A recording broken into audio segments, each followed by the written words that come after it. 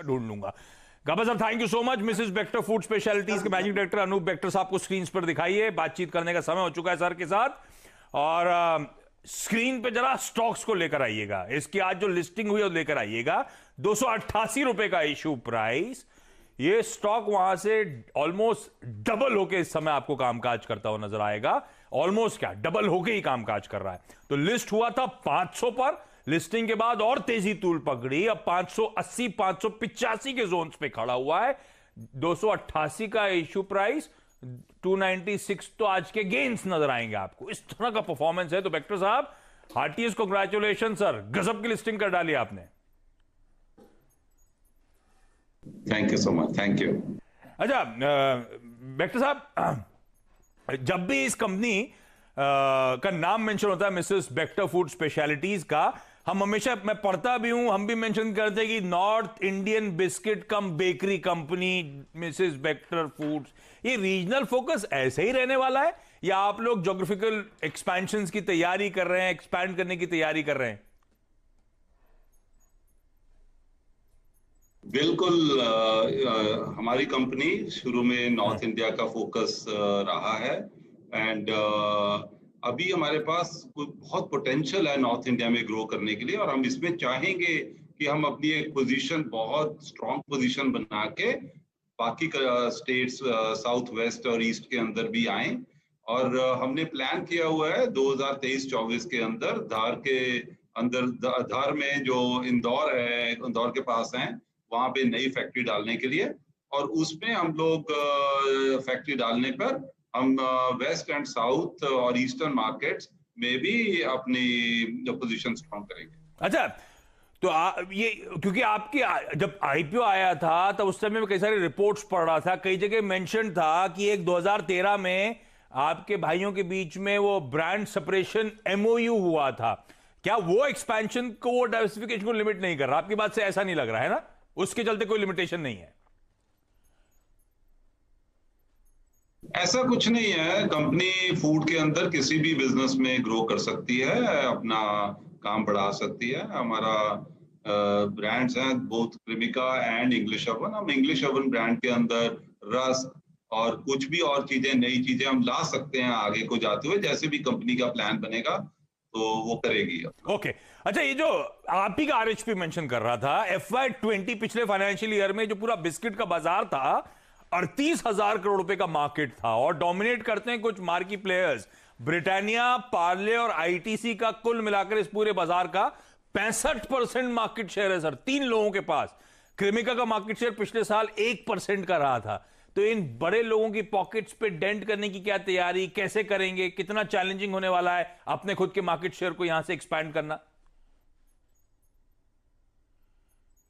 अगर हम देखा जाए, हम पैन इंडिया में 1% है, बिकॉज हम साउथ वेस्ट ईस्ट में नहीं है, पर नॉर्थ इंडिया में हम करीबन 4.5% मार्केट शेयर है। हम लोग पंजाब के अंदर नंबर 2 प्लेयर हैं ब्रिटानिया के बाद। हम आईटीसी पार्ले के आगे हैं। ये हम प्रीमियम और मिड प्रीमियम सेगमेंट की बात कर रहे हैं।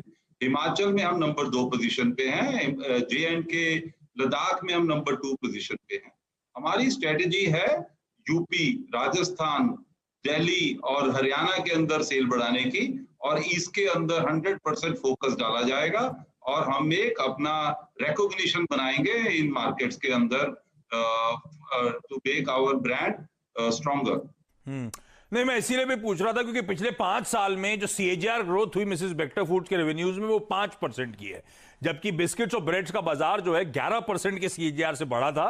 तो इसलिए मैंने पूछा था कितना चैलेंजिंग सिनेरियो है। अच्छा, ये जो करंट फाइनेंशियल्स है ना, थोड़े से कंफ्यूजिंग हो जाते हैं बेक्टर साहब मेरे लिए, क्योंकि हाल फिलहाल में हमने देखा था कि होम कंजम्पशन में एक इंप्रूवमेंट देखने को मिला था पैंडेमिक के चलते। लोग पैंट्री स्टॉक अप कर रहे थे, शायद इसीलिए आपके फाइनेंशियल्स में इंप्रूवमेंट था। पहली छमाही में हमने देखा था इस साल के FY21 के फर्स्ट हाफ में 9% की ग्रोथ आपने क्लॉक करी। इस समय की स्थिति क्या है? क्या ये ग्रोथ रन रेट जो पहली छमाही में था सेकंड 6 मंथ्स में कंटिन्यू होता हुआ नजर आएगा? किस तरह की ग्रोथ मैं इस कंपनी से एंटिसिपेट करूं? अगर आप फर्स्ट 6 मंथ्स की बात करेंगे तो हमारा डोमेस्टिक बिस्किट बिजनेस जो है 32% से बढ़ा था, और जो हमारा एक्सपोर्ट बिस्किट बिजनेस है वो भी करीबन 39% से बढ़ा था। हमारा जो बेकरी बिजनेस है इंग्लिश ओवन ब्रांड के अंदर, वो 50% की उन्नति हुई थी उसमें। और इंस्टीट्यूशनल बेकरी बिजनेस, क्योंकि QSR बंद था, हमारे को डिप आई है करीबन 60% की। और हमारा टोटल बिजनेस जो है 18% से ग्रो किया है पिछले साल के हिसाब से। सो आगे को जाते हुए भी हम एक अच्छी ग्रोथ पैटर्न पे हैं और अच्छी ग्रोथ आएगी। इनफैक्ट QSR बिजनेस भी अब वापस आने लग गया है, बिजनेस बेटर हो रही है QSR बिजनेस का, तो हमको एक अच्छे नंबर्स देखने को मिलेंगे अगले सेकंड हाफ में भी। तो अच्छे नंबर्स मतलब, क्योंकि सर लिस्टिंग के टाइम पे आप लोगों ने कुछ टेबल पे छोड़ा था हमारे लिए, इसीलिए इस तरह का स्ट्रॉन्ग रिस्पांस आया आईपीओ को, इसलिए इस तरह की स्टेलर लिस्टिंग हुई। अभी जब स्टॉक डबल हो गया ना, तो फिर वैल्यूएशन की कंसर्न्स क्रीपन होते हैं। आप लोगों ने पिछले साल FY20 में ₹5.30 का EPS करा था। अगर कुछ एस्टिमेट दे सके मुझे आप, क्योंकि लिस्टिंग हो चुकी है, आगे के आउटलुक पे बात हो सकती है, FY21 या FY22 आपके back of the envelope calculations क्या कहते हैं, किस तरह के EPS से कंपनी क्लॉक करेगी? देखिए, कंपनी बहुत स्ट्रांग है, कंपनी का ब्रांड एक्सेप्टेबिलिटी बहुत स्ट्रांग है। गोइंग फॉरवर्ड कंपनी के नंबर्स अच्छे ही अच्छे होंगे, and we are fully believe in this company and in the products।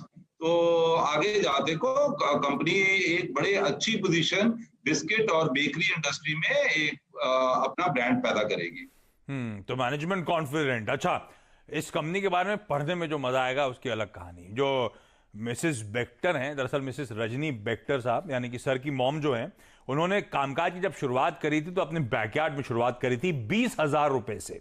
आज एक घर घर के पहचाना हुआ नाम है ये कंपनी। नॉर्थ इंडिया में 1,000 करोड़ रुपए का एक्सपोर्ट्स करती है, 60 कंट्रीज में प्रेजेंस है, 4,000 लोगों को एम्प्लॉय करती है। और आज इस लिस्टिंग के बाद वो 20,000 रुपए का इन्वेस्टमेंट 3400 करोड़ रुपए में तब्दील होता हुआ, इस तरह के मूल्यांकन। तो एक बेक्टर साहब, एक तो आपको जिन्होंने इस बिजनेस को एक्सपैंड करा, और खास तौर पे आपकी मॉम को सलाम है सर।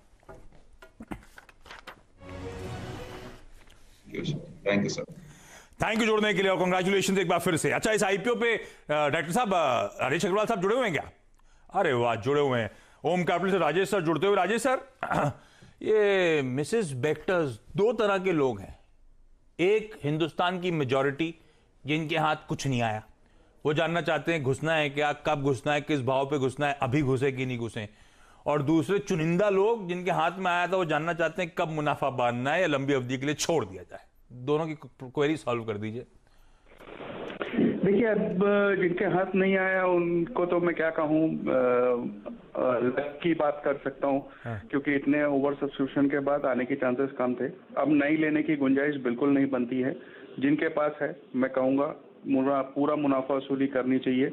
क्योंकि अभी आप थोड़ी देर पहले जैसे बोल रहे थे FY20 में ₹5.30 की अर्निंग आई है, उस हिसाब से आप देखो तो 100 के ऊपर की पीए हो गई है। लोग नेस्ले, ब्रिटानिया वगैरह से कंपेयर कर रहे हैं, बट साइज में बहुत फर्क है, कंपेयर करना उचित नहीं है। हो सकता है इनके एक्सपेंशन के प्लान के बाद नंबर्स बेहतर हों या फिर उसके बाद कॉल ली जाएगी, बट आज की डेट में इस वैल्यूएशन पे मुनाफा वसूली की ही कॉल रहेगी। बिल्कुल ठीक कॉल है, मुनाफा बांध के चलें। और एक बात ध्यान रखें, यूफोरिया था, मार्केट मूड अच्छा है, तो लोग कंपैरिजन कर रहे थे इस कंपनी का ब्रिटानिया से। अरे ब्रिटानिया नेशन वाइड प्रेजेंस रखता है और इसका उससे कोई कंपैरिजन नहीं है। अपना एक स्टैंडअलोन बहुत बढ़िया बिजनेस होगा। बिल्कुल सही कह रहे हैं राजेश सर। पिछले साल ब्रिटानिया के 11,600 करोड़ के रेवेन्यूज, इस कंपनी मिसेस बेक्टर्स के 760 करोड़ के रेवेन्यूज। जायंट है इसके सामने ब्रिटानिया, तो उससे तुलना ना करें। लेकिन इस समय क्योंकि बहुत तेजी आ गई है, वैल्यूएशन बहुत स्ट्रेच लगते हैं, आपको अगर आईपीओ अलॉट हुआ था, किस्मत वाले हैं, तो मुनाफा बांध लें, ऐसा राजेश सर स्पेसिफिकली मेंशन करते हुए। अग्रवाल सर, बहुत बहुत धन्यवाद वक्त निकालने के लिए। अच्छा, आपने वो 12:30 वाला शो देखा क्या सर? जी, मैं देखा नहीं ऑफिस में मैंने, बट वो शायरी वायरी मुझे लगा देखना चाहिए, तो मैं अभी यूट्यूब से डाउनलोड लूंगा और रात को देखूंगा। नहीं, यूट्यूब से नहीं, चैनल पे आएगा, रिपीट होगा वीकेंड पे। चलिए, अच्छा, रिपीट होगा, कहीं भी देखिए सर, बताइए कैसा लगा। मजाक कर रहा हूँ, ब्रेक ले रहा हूँ, ब्रेक के उस पार। एक्चुअली मैंने विजुअल्स देखे थे रचना जी के समय में, वो प्रियंका चोपड़ा रैंप पे चल रही थी। हाँ। तो मुझे लगा कि मुझे भी होना चाहिए था शो पे। अरे एक और बहुत अगर अच्छा लगे ना आपको, बताइएगा, तो एक और ऐसा शो प्लान करेंगे। चलिए, thank you on that note. Quickly छोटा सा ब्रेक के उस पार एक मार्केट चेक।